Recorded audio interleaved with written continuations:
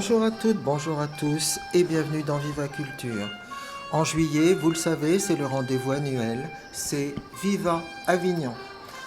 Avec un petit groupe d'adhérents, nous allons voir des pièces dans le festival Off en général et à l'issue de la représentation, nous interrogeons un comédien, un metteur en scène, un professionnel. Et nous partageons avec vous, grâce à Westrack Radio, toutes ces découvertes. Je résiste pas du tout au plaisir de vous lire un extrait de l'éditorial de Laurent Domingo et Raymond Yana pour Avignon Festival et compagnie. Ce sont les 60 ans du Festival Off et pour ceci, ils disent cette 60e édition est aussi un moment de réaffirmation.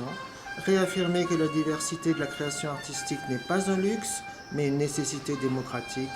Réaffirmer que défendre la culture, c'est défendre la pensée de génération en génération. Réaffirmer enfin que le Festival Off Avignon constitue un bien commun qui repose sur l'engagement de toutes celles et ceux qui le font vivre. Et bien sûr, parmi ceux-là, il y a nous, spectateurs et spectatrices, et à nous maintenant de vivre et de faire revivre toutes ces émotions, toutes ces découvertes du théâtre.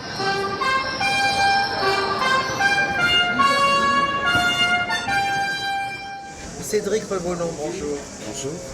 On vous voit à la sortie du spectacle Juste Irena, à l'entrepôt, à Avignon.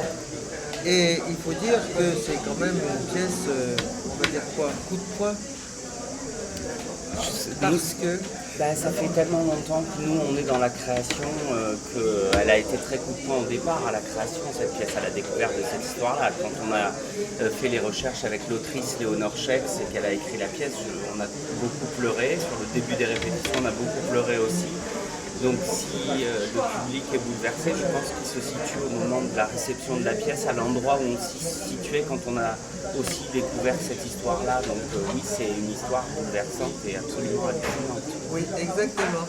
Et évidemment, d'après ce que vous dites, ce qui est très très touchant, c'est que les jeunes filles américaines découvrent une femme invisible, une héroïne invisible, invisibilisée. Invisibilisée, probablement pour des raisons politiques à l'époque, comme il y avait un régime communiste, et puis parce qu'en Pologne, il y avait quand même beaucoup d'antisémitisme latent. Donc oui, elle a été quand même un peu mise en lumière en 64, Irena Sender, bien avant ces jeunes filles, mais de façon très ténue.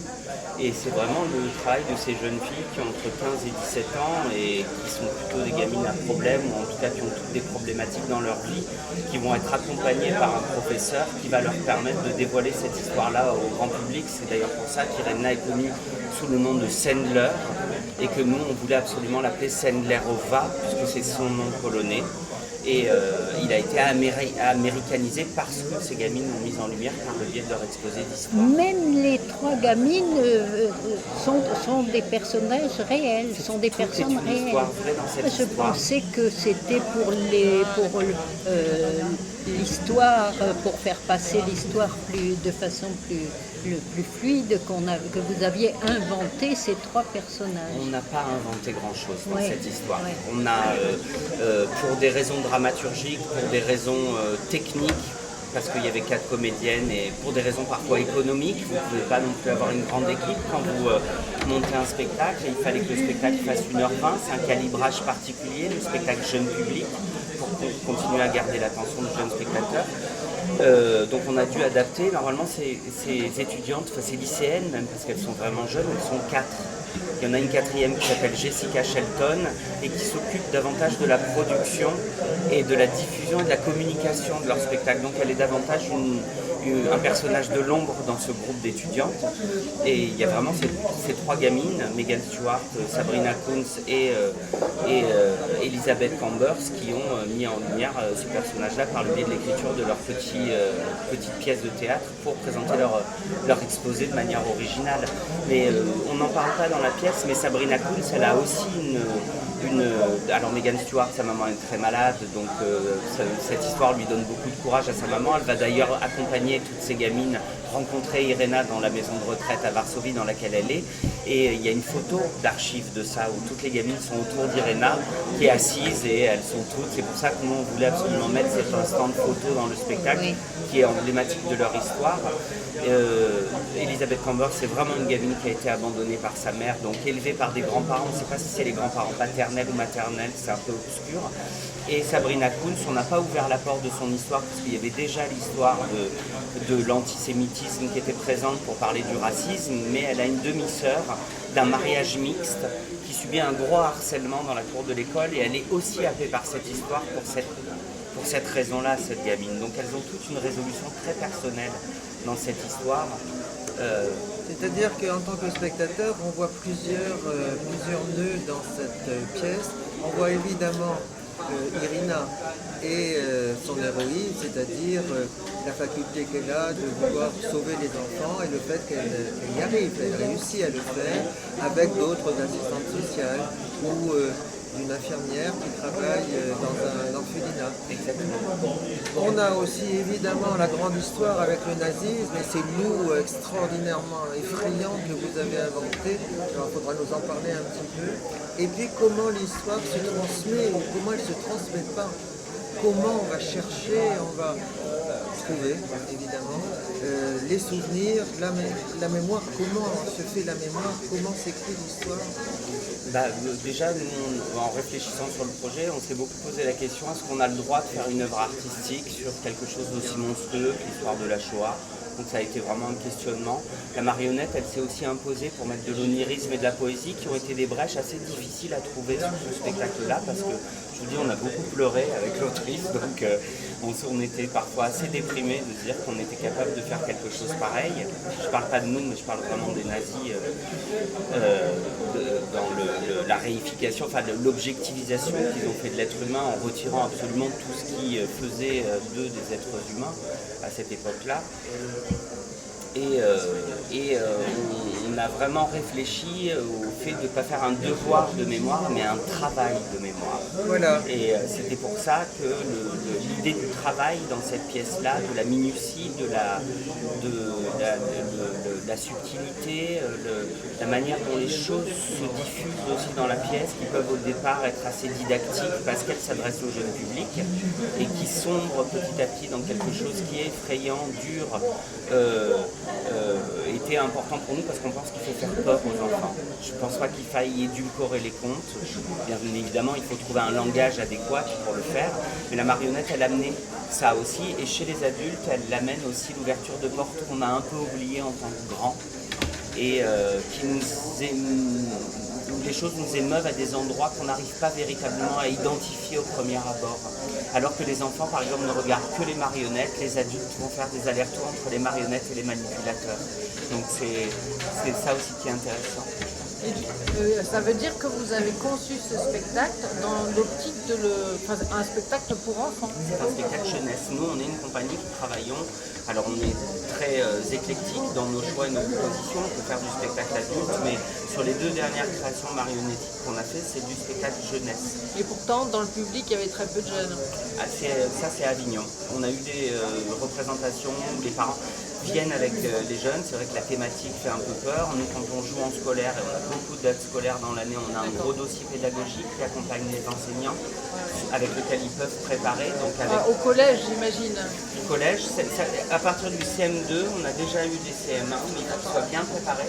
C'est très intéressant la manière dont les adolescents et dont les adolescents et dont les enfants réceptionnent le spectacle. C'est des façons de réceptionner le spectacle très différentes. Les plus jeunes adorent la grande histoire. Les CM1, CM2, ils sont fascinés par cette période. Ils sont très émotionnels dans leur réception du spectacle.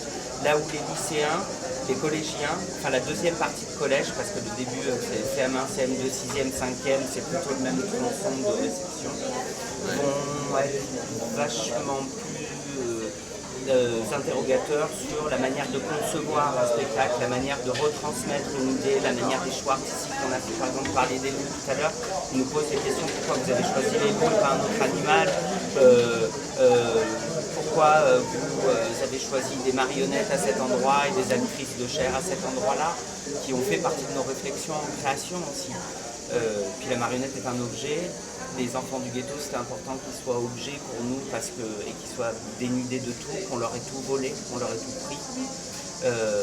Qu'il y ait cette, par perméabilité ou par impression, peut-être quand on les visualise, de se dire effectivement on a fait de ces enfants-là des objets, ce que faisait pas Irena. Et dans leur rapport avec ces marionnettes-là aussi, Voilà. quand un humain parle à ces marionnettes-là, c'est à ce moment-là que la marionnette devient plus humaine que l'humain. Exactement, oui, bravo. Mais c'est vrai que vous avez plusieurs astuces de scénographie, vous jouez avec différentes formes. Il y a les marionnettes, il y a les écrans, il y a évidemment la bande-son, il y a les loups, oui, et puis les changements à vue, les décors. Tout ça fait quelque chose de très, très vivant, très... Oui, et puis il y a des moments où il y a vraiment une très très très forte émotion, quoi. C'est un peu comme ça, mais il y a des moments où il y a la symbolisation, par exemple, du passage du bébé vers le passeur. C'est tellement fort ce moment-là. Pourtant c'est une poupée, c'est pas un vrai bébé. Donc Oui, il y a moi, des moments qui sont très très forts. il y en a un autre moment très fort et c'est pourtant uniquement quand la personne pose sa valise, son manteau, son étoile, ses lunettes et disparaît. Moi, ça m'a fait une émotion énorme. Et là, il n'y a pas de jeu, c'est juste un symbole. Et c'est d'une beauté. Ça me fait plaisir, mais la marionnette, elle amène ça. La marionnette, je trouve, en règle générale, et l'objet au théâtre, alors il n'est pas souvent sous-estimé, c'est pas ce que je dis, mais moi, ce qui m'émeut en marionnette, parfois, c'est un mouvement de bras. C'est pas une interprétation, c'est là où je dis que la réception de ce que fait une marionnette est très différente de ce que va faire un acteur. Un acteur ou une actrice, on est immédiatement en reconnaissance immédiate. Ah oui, j'aurais ressenti ça comme lui ou comme elle, puisqu'il y a cette empathie innée. Un objet, il y a quand même une espèce de fine barrière qui nous demande un questionnement personnel sur ce qui est en train de se dérouler sous nos yeux. Et puis, philosophiquement parlant, le fait qu'un marionnettiste ou une marionnettiste se mettre à disposition d'un objet qui sans lui est inanimé, auquel il va devoir transmettre la vie en permanence, seconde après seconde, par le biais de la respiration, par le biais de son investissement. Et la vie dans ce spectacle-là, c'est la seule à préserver. C'est ce que font ces femmes-là, elles préservent la vie. Et donc c'était aussi intéressant à ce niveau-là. Nous, tout n'est pas réfléchi avant une création. Il y a des choses qui nous dépassent. J'aime bien dire qu'à un moment, le spectacle nous choisit. Il faut être attentif à ce moment-là quand on monte un spectacle. Mais il y a eu des impairs dans la création. Il y a eu un morceau de décor qui n'a pas été livré. On aurait pu faire comme s'il n'existait pas et l'avoir en livraison plus tard. Et finalement, on a décidé de ne pas faire avec et de faire avec ce qu'on avait. Et c'est à ce moment-là que toute la mobilité du décor est arrivée pour qu'on reconstruise ce qui nous manquait. On s'est dit en fait l'instabilité du monde dans lequel sont ces personnages-là, c'est tout à fait la mobilité, le changement permanent qui existe, et l'envers du décor aussi, le clandestin, ce qui se passe derrière les murs, et qui ont créé ces deux espaces-là, où j'ai dit à Sandrine, tiens, en fait on va utiliser ce que tu nous as déjà amené, sauf qu'on va utiliser le pile ou face par le biais d'une des comédiennes qui m'a dit, mais pourquoi on ne retourne pas ce panneau-là à un moment? Un metteur en scène ne fait jamais rien tout seul, comme Irena n'aurait jamais rien fait tout seul. C'est vraiment un travail collégial à tel point qu'on a à la fin une espèce de machine à laver avec plein de linge, on ne sait plus à qui est la chaussette, qui a mis dans cette machine-là mais c'est le metteur en scène ou la metteuse en scène fait en fait la synthèse des compétences qu'il a autour de lui. Oui, et c'est très intéressant ce que vous dites sur le lien profond entre la mise en scène et l'histoire elle-même. Ça c'est bien. Mais ça m'intéresse aussi ce que vous dites sur le refus d'édulcorer. Parce qu'effectivement, moi qui n'ai pas vécu la guerre, je vous avoue que dans les sons de bombes ou de tirs, avec la figure des loups vraiment est très très effrayante, ça m'a bouleversé, comme si j'y étais. Surtout aujourd'hui évidemment où il y a des guerres, hélas encore dans notre pays. Donc ça, bon, enfin je veux dire bravo, c'est un peu bête de dire ça, mais me rendre actuel, quelque chose de passé, que je pourrais voir de manière un peu abstraite ou simplement avec mon émotion, comme ça, de mémoire ou de respect, etc. Ça, c'est fortiche, merci. Bah, Et moi qui ai vécu la guerre, j'avais beaucoup de mal à supporter les dragons. C'est la deuxième fois que je le vois, mais à chaque fois, ça me coupe le ça me souffle. fait plaisir que vous les appeliez des dragons, parce que ça a été Oui. un gros questionnement. Vous me posiez la question tout à l'heure sur les loups. Les loups, pardon. Comme c'est un spectacle destiné à la jeunesse, on s'est posé la question de savoir quelle était l'image phobogène, un espèce d'archétype d'image qui fait peur aux enfants. Le loup s'est imposé, parce que moi, tous mes amis IE qui ont des enfants, ils reviennent de l'école à 3 ans, ils leur en ont jamais parlé, ils disent oh, j'ai peur du loup. Chaperon rouge. Et il y a La Bête est morte, qui était une BD avec les nazis représentés par des loups. Il y a évidemment Reggiani. Enfin, il y a plein quand même de mais il ne fallait pas que ce soit le loup des Alpes. Parce que celui-là, on l'aime bien. C'est un gros questionnement. C'est toujours le loup qui est quand même un peu stigmatisé comme l'animal méchant, alors qu'il est un animal. Donc il fallait qu'on fasse de ces loups, déjà qu'on voit l'humain à l'intérieur des loups. Oui. Donc des espèces d'ombres un peu fantomatiques, mais en même temps qu'il ait cet aspect dragon dont vous parlez, reptile, Oui, oui. qui s'infiltre dans les interstices, dans ce qui est en train de se passer, comme vous le dites, partout dans le monde. Et c'était aussi une volonté de notre part de faire un théâtre politique pour les enfants. C'est-à-dire de pouvoir avoir un bord plateau en leur disant « Vous avez eu peur des loups, soyez vigilants, ils sont là, sachez les identifier. » Et c'est pour nous tout ce qui est antidémocratique, voilà, tout ce qui n'est pas dans l'acceptation du genre, de la couleur de peau, de la sexualité, et qui fait que soit on fait société, soit on ne fait pas société, et que le seul moyen de faire société, c'est de parler, d'échanger, d'accepter l'autre pour ce qu'il est, de ne pas imposer ses propres choix. Enfin, il y a plein de résonances dans cette histoire, et les loups permettaient aussi d'universaliser le propos.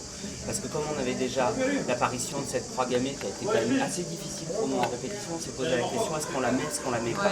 Parce que la mettre, c'est encore nourrir cette imagerie-là, mais elle était essentielle parce qu'elle est tellement au même titre que l'étoile de David, qui était à l'époque une étoile bleue sur un fond blanc en Pologne, mais où les gens disaient normalement c'est une étoile jaune, et ben non, pas partout, ça n'a pas été. C'était important qu'on... moi j'avais pas du tout envie de mettre des soldats nazis. J'avais envie pas de leur donner cette tribune-là, donc ça a été important à un moment de se questionner et d'ouvrir sur toutes les dictatures aussi, et de se dire qu'en fait cette histoire peut se répéter, et on le voit. Et c'est effectivement les lycées, les étudiantes, les jeunes filles qui portent le discours politique antiraciste, évidemment. Avec des phrases que la jeunesse pousse en disant dans ces cas-là on ne réfléchit pas, on fait ce qu'on fait, et qui sont des phrases qui paraissent banales mais qui quand on y réfléchit dans notre coin, on se dit que c'est fort. Même quand elle lui dit mais tais-toi, les races n'existent pas, il n'y a qu'une race. On n'est pas des caniches. Oui, c'est joli ça. Et elles malmènent aussi la grande histoire par leur comportement, pas vis-à-vis de la grande histoire, mais je pense que, je sais pas, il y a des représentations où les gens sont... Le public est assez sage parce qu'il est ému. Il y a des représentations où le public prend tous ces petits espaces pour rire, et c'est elle qui les amène, la photo, tu nous fais chier avec ta mère quand elle parle tout le temps de sa maman, ou le public justement, ces gamines elles amènent aussi la respiration et la distance vis-à-vis de la grande histoire. Oui, c'est ça. Et ça c'est vraiment typiquement l'agencement aussi de la dramaturgie de l'autrice Léonore Schetz, qui a fait un travail absolument formidable et qui voulait faire une pièce qui soit un peu comme une série Netflix pour les jeunes, qui ait du suspense et en même temps qui soit toujours sollicité. Et moi, le fait de savoir que les personnages des jeunes filles a vraiment existé, moi ça m'apporte vraiment quelque chose dans la lecture même de l'histoire. Et pourquoi vous ne l'avez pas annoncé au début, ou alors j'ai pas entendu, je sais pas, vous avez décidé de ne pas l'annoncer, que tous les personnages étaient vrais. On n'annonce jamais que l'histoire est vraie dans tout le spectacle, alors que l'histoire est vraie. Mais C'est juste écrit là. c'est écrit sur les prospectus, mais ça n'est jamais dit dans l'histoire. Mais dans la fin, dans l'épilogue, dans la manière dont Elizabeth Chambers prend la parole et de la même manière dont elle le prend au début, oui, on peut imaginer que l'histoire qu'elles ont vécue a été vraie. Et je trouve que c'est bien que les gens aillent faire des recherches derrière aussi, parce qu'on a dû faire des choix dans l'histoire d'Irena, qui a une vie absolument extraordinaire. Et c'est l'occasion d'aller lire ce qu'elle a fait. Il y a un ouvrage qui s'appelle Les 1000 vies d'Irena. On a vraiment dû choisir les morceaux de sa vie qu'on voulait mettre en avant. Ça a été compliqué de dire on raconte pas ça, on raconte pas ça. Mais par exemple, l'histoire des enfants dans leur tribunal qui choisissent sous la forme d'un petit tribunal qui va avoir les vaccins du typhus, Ça, c'est joli aussi. qui va avoir le morceau de pain. C'était vrai, c'est un morceau qui existe vraiment et les gamins prenaient toujours les décisions les plus justes. Ah ouais, d'accord. Écoutez, Cédric Revolant, c'est vrai que c'est un challenge. Vous aviez raison de le dire tout à l'heure, représenter quelque chose de plus terrible que la Shoah. C'est quelque chose qu'on s'interdit souvent. Mais là, je crois que, ma foi, vous avez réussi. Ah oui, c'est Content. magnifique. C'est gentil, mais c'est aussi, et je pense, sur des spectacles comme ça, quelque chose qui nous dépasse un peu. Il y a beaucoup de synchronicité, il y a certes de la compétence, parce qu'il y a des gens qui travaillent ensemble et qui ont l'habitude. Il y a aussi une famille, des gens qui s'aiment et qui s'entendent bien sur un projet qui nous tenait à cœur. Et puis, je pense qu'il doit y avoir aussi de l'invisible, j'y crois beaucoup. Merci beaucoup. Merci. Merci à vous. Merci. Merci bien.